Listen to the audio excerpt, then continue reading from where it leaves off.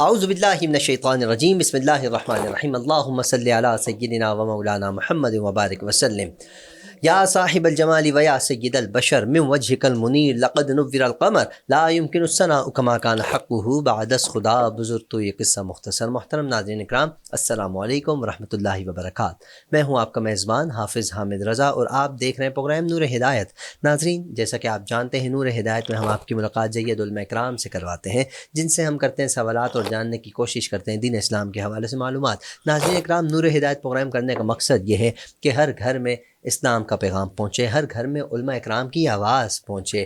ہم لوگ علماء اکرام کو سننا تقریباً ہم نے چھوڑ دیا ہے۔ مسجد میں بھی ہم خطبے کے دوران جاتے ہیں جب نماز کا وقت قریب ہوا چاہتا ہے، جب اقامت ہو رہی ہوتی ہے، اس وقت یقین جانیے مجھ سمیت بہت سے لوگ بھاگے دوڑے آ رہے ہوتے ہیں، کیوں جی نماز نہ نکل جائے۔ یار نماز سے پہلے خطبہ سننا بھی تو سرکار دو عالم صلی اللہ علیہ وآلہ وسلم کی سنت ہے، خطبہ دینا صحابہ کرام کی سنت ہے، خطبہ سننا۔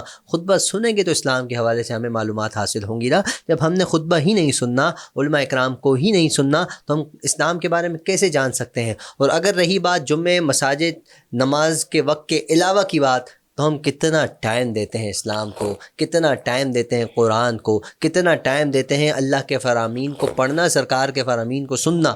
نہیں دے پاتے ٹائم، موبائل میں ہم مشغول رہتے ہیں، مجھ سمیت۔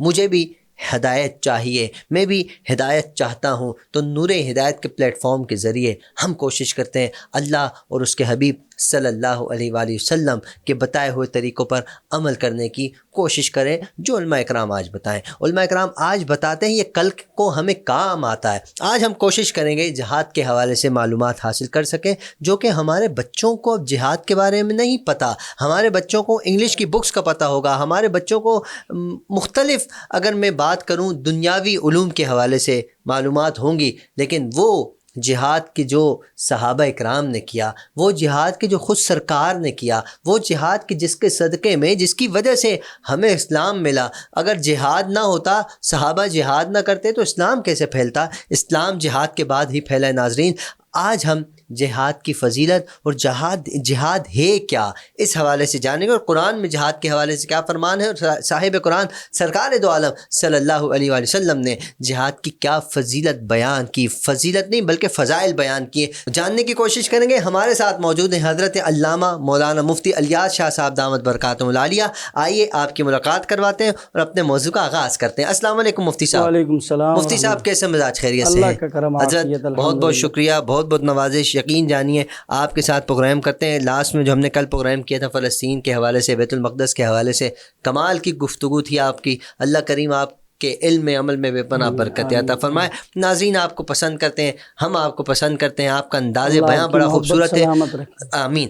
آج کا ہمارا موضوع حضرت جہاد کے حوالے سے۔ میں چاہتا ہوں آج ہمارے ناظرین کے ایسا مائنڈ فریش ہو جائے جہاد کے حوالے سے، جو نہیں جانتے۔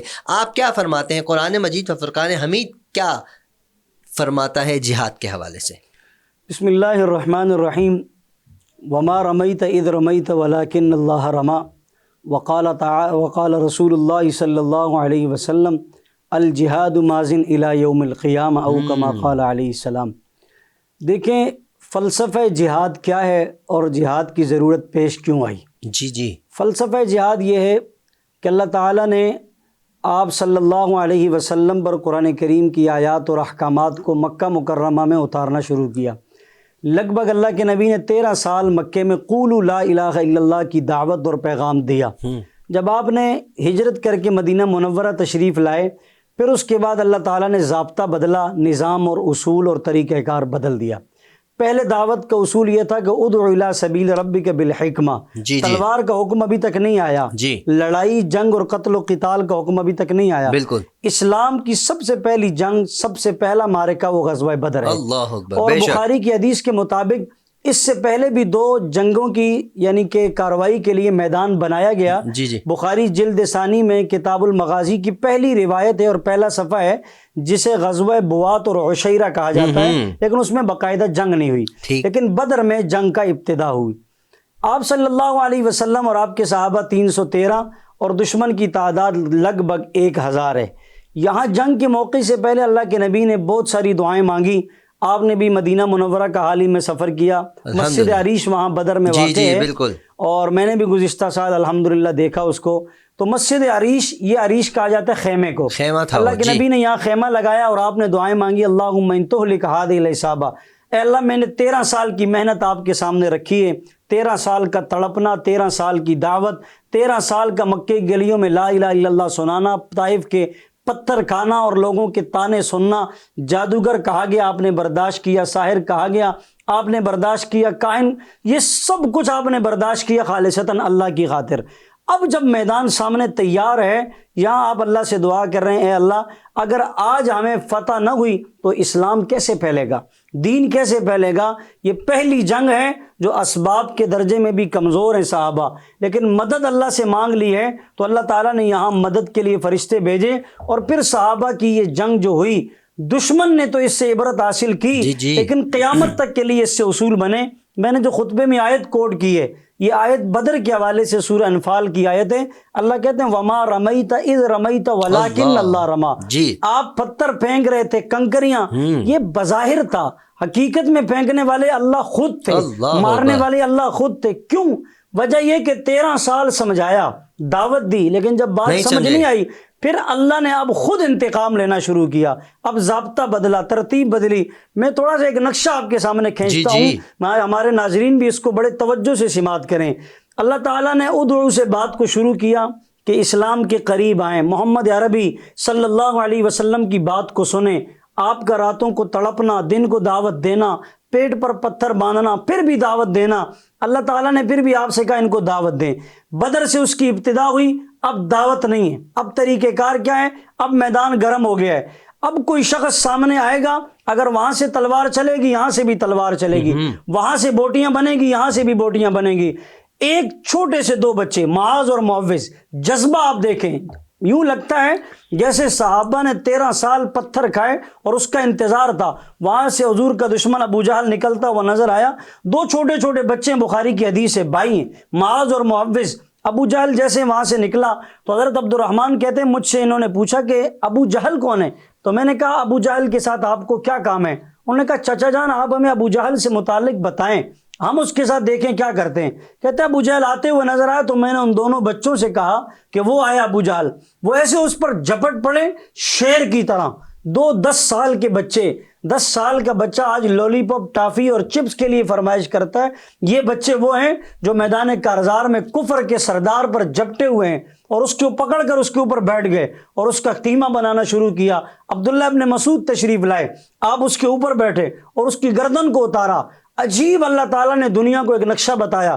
مکے کے سب سے بڑے عاجز عبداللہ ابن مسعود، مکے کا سب سے بڑا سردار اور متکبر ابو جہل، اللہ نے دنیا کو بتایا ایک متکبر نیچے ہے اور ایک عاجز تلوار لیے اس کے اوپر بیٹھا ہوا ہے، اور دنیا کو یہ سبق دیا جا رہا ہے کہ جس نے اللہ کے لیے عاجزی اختیار کی اللہ اس کو بلند کرے گا، اتنا بلند کرے گا کہ کفر کے سردار کے اوپر بٹھائے گا، اور جس نے تکبر کیا اللہ ایسا ذلیل کرے گا کہ مکے کے عاجز سے اس کو ذلیل کروائے گا اور اس کی گردن کاٹی جا رہی۔ آپ اس کی تکبر کا اندازہ لگائیں، حدیث میں آتا ہے کہتا میری گردن نیچے سے کاٹنا تاکہ جب گردنیں رکھی ہوئی ہوں تو پتہ چلے کسی سردار کا سر رکھا ہوا ہے، تو اس کی گردن کاٹی گئی اور اتاری گئی۔ عبداللہ ابن مسعود نے، اللہ تعالیٰ نے قرآن میں بڑا زبردست نقشہ کھینچ کر بتایا ہے کہ انما جزاء الذین یحاربون اللہ ورسولہ ویسعون فی الارض فسادا ان یقتلوا او یصلبوا، اگر اسلام کی خاطر راستے میں روڑے اٹکائیں، زمین میں خون ریزی اور فساد کریں، ایک ہاتھ کاٹو، نہیں مانتے دوسرا ہاتھ کاٹو، نہیں مانتے ایک پاؤں کاٹو، نہیں باز آتے سولی پر لٹکا دو، نہیں باز آتے ان کے ٹکڑے کرو، یا اللہ پھر بھی باز نہیں آتے، کہتے ہیں اعلان جنگ ہے۔ اللہ جنگ میں طریقہ کار کیا ہو؟ چھوٹوں کو پڑھیں بڑوں کو پکڑیں، فرمایا نہ چھوٹوں کو بعد میں، فقاتلوا ائمۃ الکفر، پہلے سرداروں کو پکڑو۔ اللہ مارنے کے لیے طریقہ کیا ہوگا؟ فرمایا فضربوا فوق الاعناق، گردنوں پر مارو، یا اللہ پھر گردنیں مارنے کے بعد کیا کریں اگر پھر بھی زندہ بچ جائیں؟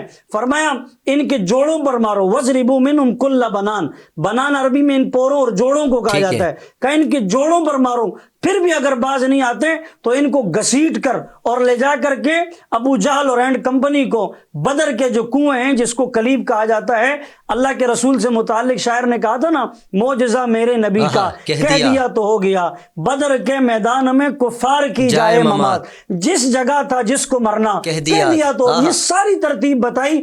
مسلمان کو اعزاز کے ساتھ قبر میں رخصت کیا جاتا ہے، کافر کو فرمایا پکڑ کر اس گڑھے میں ڈال دو، یہی ان کی عبرت اور سزا ہے دنیا میں بھی اور آخرت میں بھی۔ سبحان اللہ، کیا بات ہے علامہ صاحب، مفتی صاحب بہت خوبصورت۔ اچھا مفتی صاحب، کیا وجہ ہے کہ جہاد کا فرق ہم نہیں سمجھ پا رہے، جہاد کو نہیں سمجھ پا رہے؟ ہماری جو اب کی نسل ہے جو عرصہ دراز سے چلی آ رہی، پچھلے کچھ عرصے سے، تو جہاد کا نام ختم ہو گیا تقریباً، اس کی کیا وجہ ہے حضرت؟ دیکھیں، ایک تو جہاد کا کچھ غلط معنی بھی لوگوں نے لیا کہ جہاد کے چکر میں جہاد کا معنی استعمال کر کے اپنے ہی مسلمان بھائیوں کو تکلیف دینا، اذیت دینا، تکلیف پہنچانا، بہت سارے حالات ملک پاکستان میں بھی یہ جہاد نہیں ہے۔ جہاد اسلام اور کفر کے درمیان ہے۔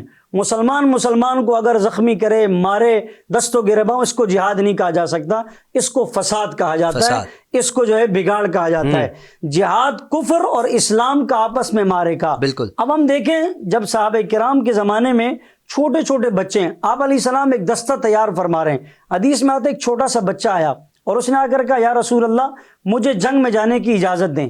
اللہ کے رسول نے فرمایا آپ چھوٹے، آپ جہاد کے لیے جا نہیں سکتے، اس لیے کہ جہاد میں تیر چلانا ہے، تلوار چلانی ہے، زخم کھانے۔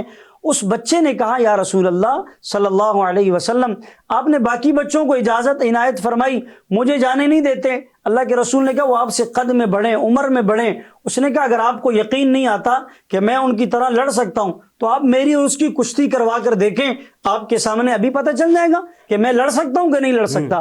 حدیث میں آتا ہے اس نے اپنے ساتھی کو دست و گریباں ہوتے وقت جو مشق آپ علیہ السلام کروا رہے تھے اس کے کان میں کہا، کہنے لگا ارے بھائی آپ کو جنگ میں جانے کی اجازت ملی ہے، لہٰذا مجھے جنگ میں جانے سے روکا جا رہا ہے چھوٹے ہونے کی وجہ سے۔